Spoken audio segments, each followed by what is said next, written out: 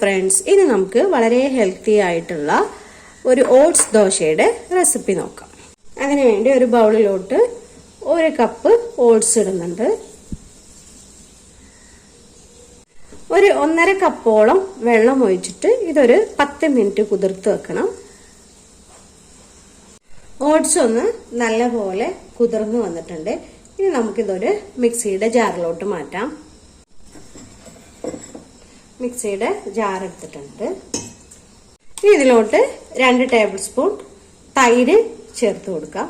അതിന്റെ പുളിക്ക് ആവശ്യമായിട്ടാണ് ഇത് ചേർത്ത് കൊടുക്കുന്നത്. ഒരു ചെറിയ സവാള അരിഞ്ഞതാണ്, അതും കൂടെ ഇട്ട് കൊടുക്കാം. ചെറിയൊരു ക്യാരറ്റ് അരിഞ്ഞെടുത്തത്. ഇനി ചെറിയ ഇഞ്ചിയുടെ പീസ് 4 ചെറിയ കഷ്ണങ്ങളാക്കി അരിഞ്ഞെടുത്തതാണ്. ഒരൊറ്റ പച്ചമുളക്, അത് എരിവുള്ള പച്ചമുളകായിട്ടാണ് 1. ഇനി അതല്ലാന്നുണ്ടെങ്കിൽ നിങ്ങൾക്ക് 2 എണ്ണമൊക്കെ ചേർക്കാം. ഇനി ആവശ്യത്തിനുള്ള ഉപ്പും കൂടെ ചേർത്ത് ഇതൊന്ന് അരച്ചെടുക്കാം.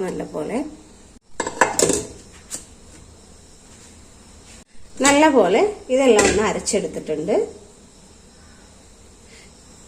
ഇതൊരു പാത്രത്തിലോട്ട് മാറ്റാം. ഇതുപോലെ ആയിരിക്കണം ഇതിന്റെ കൺസിസ്റ്റൻസി. ഒരുപാട് നമ്മുടെ ദോശമാവിന്റെ ഒക്കെ പരുവത്തിൽ വേണം, അപ്പൊക്കെ ചുടുന്ന രീതിയിൽ.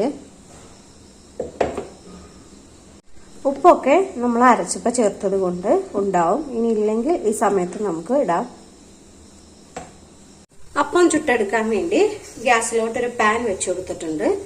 ഇനി അതിലോട്ട് കുറച്ച് വെളിച്ചെണ്ണയോ എണ്ണയോ ഓയിലോ ബട്ടറൊക്കെ ഒന്ന് നമുക്ക് ഇഷ്ടമുള്ളതൊന്ന് തൂത്തു കൊടുക്കാം.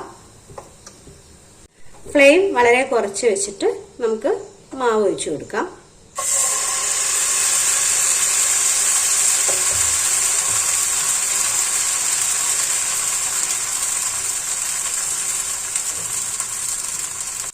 ഒന്ന് അടച്ചു വെച്ചു കൊടുക്കാം കേട്ടോ.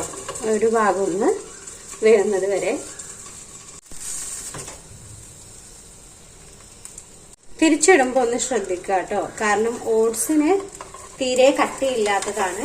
മാത്രമല്ല അതിനൊരു പശ ഉണ്ടാവും. അപ്പൊ ആ ഓട്സിന്റെ പശപ്പ് കാരണം പൊട്ടിപ്പോവാൻ ചാൻസ് ഉണ്ട്. അപ്പോൾ തിരിച്ചിടുമ്പോൾ ഒന്ന് ശ്രദ്ധിക്കുക. അപ്പൊ 2 ഭാഗവും ആവശ്യത്തിന് കുക്കായി വന്നിട്ടുണ്ട്. ഇതൊന്ന് മാറ്റാം. ഇനി അടുത്തതും അതുപോലെ തന്നെ ചെയ്തെടുക്കാം. തീ കുറച്ച് വെച്ച് വേണം മാവ് ഒഴിക്കാനും വേവിച്ചെടുക്കാനും.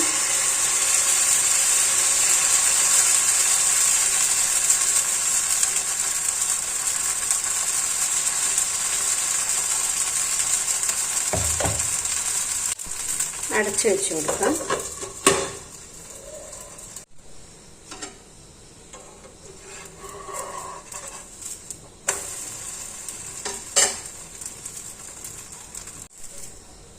അപ്പൊ നമ്മുടെ ഹെൽത്തി ആയിട്ടുള്ള ഓട്സ് അപ്പം ഇവിടെ റെഡി ആയിട്ടുണ്ട്. ഏത് കറിയുടെ കൂടെ വേണമെങ്കിലും നമുക്ക് കഴിക്കാം. വളരെ സോഫ്റ്റ് ആണ്, അതുപോലെ തന്നെ കഴിക്കാൻ ടേസ്റ്റിയാണ്. ബ്രേക്ക്ഫാസ്റ്റ് ആയിട്ടോ ഡിന്നർ ആയിട്ടോ ഒക്കെ നമുക്ക് കഴിക്കാം. ഡയറ്റൊക്കെ നോക്കുന്ന ആളുകൾക്കാണെങ്കിൽ എപ്പോഴും ഓട്സ് ഒക്കെ കാച്ചി കുറുക്കി കഴിക്കുന്നതിനേക്കാളും നല്ലത് ഇതുപോലുള്ള ഡിഫറെന്റ് ആയിട്ടുള്ള ഫുഡ് ഐറ്റംസ് ഉണ്ടാക്കി കഴിക്കുന്നതായിരിക്കും. അപ്പൊ ഇതുവരെ ഉണ്ടാക്കി നോക്കാത്തവരൊക്കെ ആണെങ്കിൽ ഒന്ന് വീട്ടിലൊന്ന് ട്രൈ ചെയ്ത് നോക്കുക. ഇതുപോലെ അഭിപ്രായം എന്തായിട്ടാണെങ്കിലും കമന്റ് ആയിട്ട് അറിയിക്കാൻ നോക്കണേ. അപ്പോൾ ഞാൻ ഇടുന്ന ഈ റെസിപ്പീസൊക്കെ ഇഷ്ടമാവുന്നുണ്ടെങ്കിൽ എല്ലാ വീഡിയോസൊന്നും ലൈക്കും ഷെയറും കമന്റും ഒക്കെ ഒന്ന് ചെയ്യാൻ ഓർക്കണേ. അതുപോലെ സബ്സ്ക്രൈബ് ചെയ്യാത്തവരാണ് വീഡിയോ കാണുന്നതെങ്കിൽ സബ്സ്ക്രൈബ് ചെയ്യാനൊന്ന് ഓർക്കണേ. Okay, thank U.